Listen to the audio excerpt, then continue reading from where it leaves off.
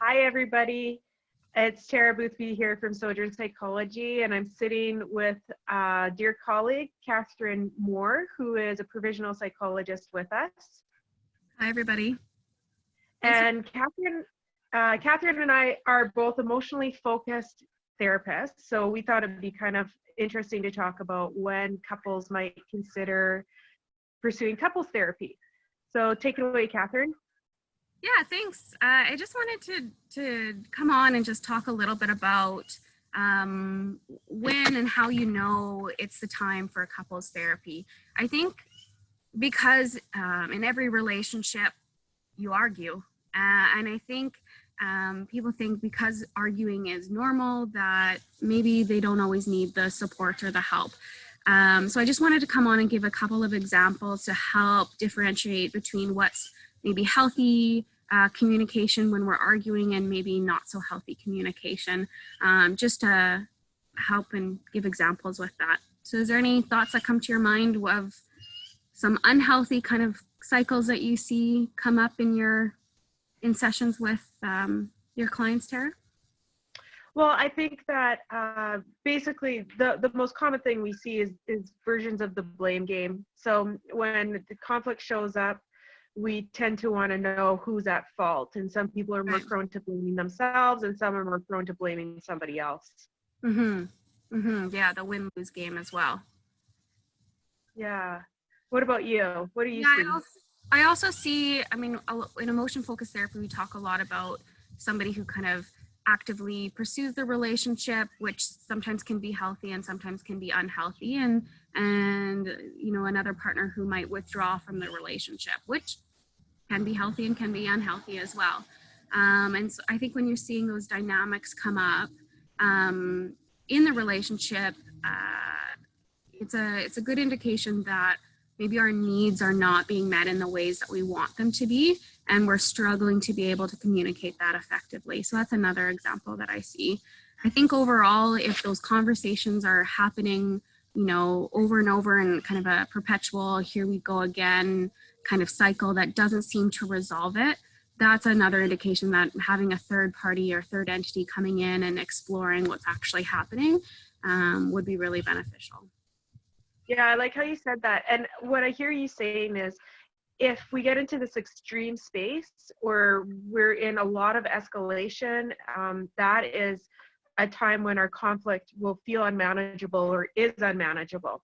And if we are experiencing maybe some negative strategies, but it's within our window of tolerance in the relationship, then that's more palatable, I guess. So some themes of why people might come to therapy, I guess one thing that I see is when people aren't on the same page. Yeah, I would agree with that. They're just not feeling understood. They just don't feel like the partner is taking the time to take their perspective into consideration. That's a big component of not being on the same page for sure.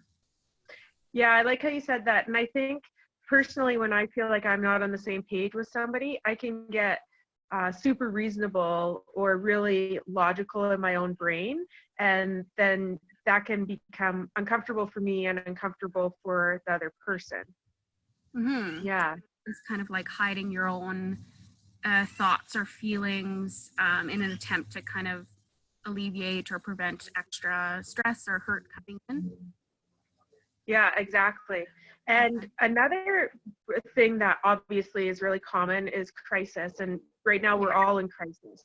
So people might consider doing some couples work short-term, just a couple sessions with a psychologist to get some strategies to get realigned with their person.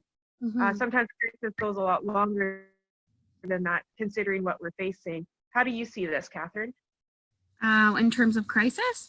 Yeah, I think in a sense it's kind of normal in some ways. I think just how we're managing and how we're handling you know, the crisis and our experience with it and reflecting with our partner kind of how we're doing. And if you're, you know, struggling to be able to share some of your own experience with crisis with your partner, if it doesn't feel, you know, the most safe or you get something out of it, it might help to also explore a conversation with a therapist to be able to get more effective strategies that the two of you can kind of understand and works for the two of you as well. I think we've talked about it before in previous conversations that our attachment styles definitely come out and our coping strategies definitely comes out a lot in crisis situations, and those don't always align and complement our partners.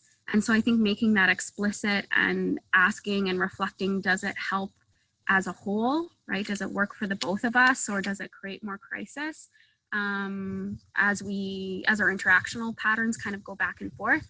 I think is a good way to help assess and get a good hold on everything that's happening around us and how it's being internalized within us. Wow, I love how you said that, Catherine. That's a very good view on just the longing to be seen, heard, and known by the person we love or that loves us. What's interesting that I think you and I have both experienced with clients, and I think even maybe personally, is that, you know, maybe you're in a place where you're doing pretty good with your person, and you say, I want to keep going. I want to get a little bit deeper understanding or deeper roots in this relationship, since we're in such a crisis situation anyhow. Right. So there are some people right now who actually are calling or wanting therapy to just like keep doing deep work. And that's okay too. Yeah, absolutely. I think that's a really good thing. I think exploring when it feels comfortable and when it feels safe, it can absolutely be beneficial for us as a person and for our relationships with other people. And I think that's what sometimes maybe a benefit of crisis, if you want to, you know, reframe it in that way, is that crisis definitely tests us and it brings out aspects of ourselves that maybe we didn't always know, good and bad. And so if there's something that you feel you want to explore and you have the ability and the capacity for it, we want to be there to support that and explore that with you. It's beautiful. Yeah, that's so true. So if you really want to, whatever therapeutic need a couple might have, there's a possibility to do couples therapy right now. The other flip side that you and I have spoken about and we both agree on is it is just so nice when people tell us that they're doing good and they're just going to take a break during this time because they don't need to come in for therapy. And we love hearing that people are doing well. Right. No, absolutely.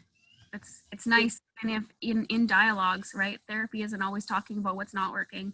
I love those conversations, you know, with people to talk about what is working, and it's really good to kind of hold that and deepen that even in and of itself, right? So I would agree with that. Yeah, so this is really awesome, Catherine. It's so fun to be outside with you. Hopefully next time we do this, it will be green. I might be overshooting. I might be overshooting a bit, but that would be so nice. I look forward to our next conversation. Thanks for having me. Okay, my little guy's calling me at the door, so I guess it's time to say bye, Catherine. Bye-bye.